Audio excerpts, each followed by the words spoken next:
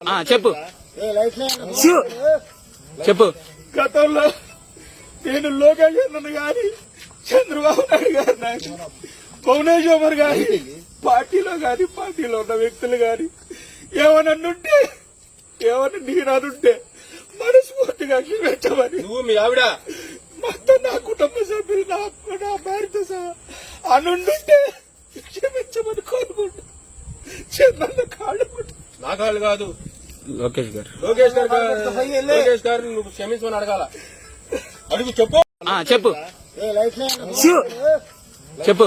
గతంలో నేను లోకేష్ అన్నను గాని చంద్రబాబు నాయుడు గారు నాకు భువనేశ్వర్ గారి పార్టీలో ఉన్న వ్యక్తులు గాని ఏమన్నుంటే నేననుంటే మనస్ఫూర్తిగా క్షమించమని నువ్వు మీ ఆవిడ మొత్తం నా కుటుంబ సభ్యులు నా భార్యతో సహా అనుంటే క్షమించమని కోరుకుంటా.